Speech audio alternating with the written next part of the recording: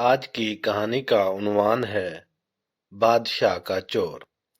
بہت پہلے جب ہر جگہ بادشاہ ہی حکومت کیا کرتے تھے، ایک مرتبہ ایک بادشاہ اپنے ملازم سردار سے ناراض ہو گیا اور اسے دربار سے نکال دیا اور حکم دیا گیا کہ تم دن رات اپنے گھر پر پڑے رہو، نہ کہیں باہر جا سکتے ہو اور نہ ہی کہیں کام کر سکتے ہو۔ یہ بظاہر معمولی حکم تھا، کیونکہ دن رات گھر میں پڑے رہنا، کچھ کام کاج نہ کرنا اور فارغ وقت گزارنا بہت مشکل ہوتا ہے۔ ویسے بھی ایک آدمی ایک ہی جگہ اور ایک ہی قسم کے لوگوں میں رہتے رہتے گھبرا جاتا ہے، اور تو اور بہت وحشت ہوتی ہے، وقت کاٹنا دو بھر ہو جاتا ہے۔ چنانچہ اس کے ساتھ بھی ایسے ہی ہوا۔ وہ سارا دن پڑا رہتا اور کوئی کام نہ کرتا تھا۔ سردار بہت پریشان تھا، کیونکہ اس کے بچوں کے پیٹ بھرنے کا سوال تھا۔ جب وہ گھر سے باہر قدم نہیں نکالے گا تو بیوی بچوں کو کھلائے گا کہاں سے؟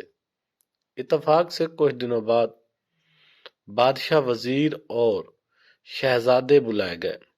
سردار کو ایک ترکیب سوجھی تو اس کی آنکھیں چمک اٹھیں۔ اس نے اپنی بیوی کو پڑوس میں ایک قیمتی جوڑا لانے کے لیے بھیجا۔ وہ پڑوس سے قیمتی جوڑا لے کر آئی۔ سردار نے مانگے کا قیمتی جوڑا جلدی سے زیب تن کیا اور گھر سے نکل پڑا اور شان سے چلتا ہوا شاہی بازار میں جا پہنچا۔ درباری سمجھے کہ کوئی معزز مہمان ہے، اسے لے جا کر بڑے ادب سے دوسرے بڑے لوگوں کے ساتھ کرسی پر بٹھا دیا گیا۔ سردار گردن اکڑا کر کرسی پر بیٹھ گیا۔ دربار شروع ہوا۔ جشن کی تمام رسمیں ادا کی گئیں اور اس کے بعد دسترخوان پر اعلیٰ قسم کے کھانے رکھے گئے۔ سردار نے بھی ہاتھ بڑھا کر خوب ڈٹ کر کھانا کھایا اور پھر نظر بچا کر بڑی چالاکی سے سونے کی ایک رکابی اپنے لباس میں چھپا لی، اور دربار ختم ہوتے ہی وہاں سے 9 2 11 ہو گیا، اور گھر آ کر بڑے مزے سے سارا واقعہ اپنی بیوی کو سنایا۔ اس کے بعد اس کی بیوی بازار جاتی اور سونے کی رکابی کا ایک ٹکڑا کاٹ کر فروخت کر کے کچھ رقم لے آتی۔ یوں سردار کی زندگی آرام سے گزرنے لگی اور پریشانی دور ہو گئی۔ ادھر دربار کے ملازموں نے دیکھا کہ سونے کی ایک رکابی گم نکلی ہے تو بیچارے بہت گھبرائے اور رکابی ڈھونڈنے کے لیے ادھر ادھر دوڑنے لگے۔ بادشاہ نے ان کی حالت دیکھ کر کہا، تم سب کیوں پریشان ہو؟ مجھے معلوم ہے سونے کی رکابی غائب ہو گئی، اب وہ تمہیں نہیں ملے گی۔ مجھے یہ بھی معلوم ہے وہ رکابی کس نے چرائی ہے۔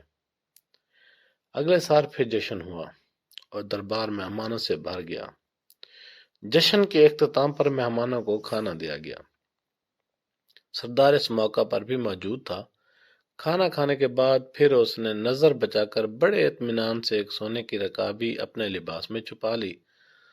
دربار ختم ہوا تو مہمان جانے لگے تو سردار بھی محل کے دروازے سے نکلنے لگا کہ اچانک بادشاہ سامنے آ گیا۔ بادشاہ کو دیکھ کر وہ بہت سٹ پٹایا اور گھبرا کر ادھر ادھر دیکھنے لگا۔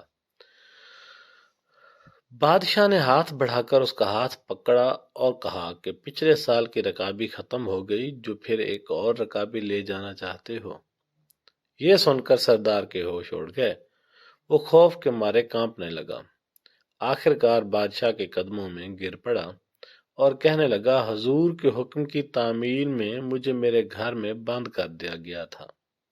کئی مہینوں تک پریشان اور تنگ دست رہا، آخر مجبور ہو کر یہ نازیبا حرکت کی۔ حضور مجھے معاف کر دیں۔ بادشاہ کچھ دیر سوچتا رہا، پھر کہنے لگا، اچھا ہم نے تمہیں معاف کیا اور تمہاری ملازمت بھی بحال کر دی۔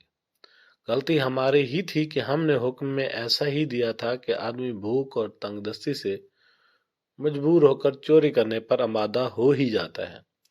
اگر ہم تمہیں گھر میں قید نہ کرواتے تو شاید تم ایسی حرکت کبھی نہ کرتے۔ جاؤ اب ایسی حرکت نہ کرنا۔ چوری بہرحال بری حرکت ہے۔ بادشاہ اور سردار دونوں نے غلطی کی تھی اور دونوں نے اپنی اپنی غلطی تسلیم بھی کر لی اور ایک دوسرے کا آئندہ کے لیے عبرت حاصل ہو گئی۔ کہتے ہیں کہ پھر سردار نے کبھی چوری نہ کی اور نہ بادشاہ نے کبھی کسی کو ایسی کوئی سزا دی۔ اگلی کہانی تک مجھے دیں اجازت، تب تک کے لیے اللہ حافظ۔ اگر آپ کو میرا یہ چینل اچھا لگتا ہے تو میرے چینل کو سبسکرائب کریں، کمنٹ کریں، لائک، شیئر اور گھنٹی کے نشان کو دبانا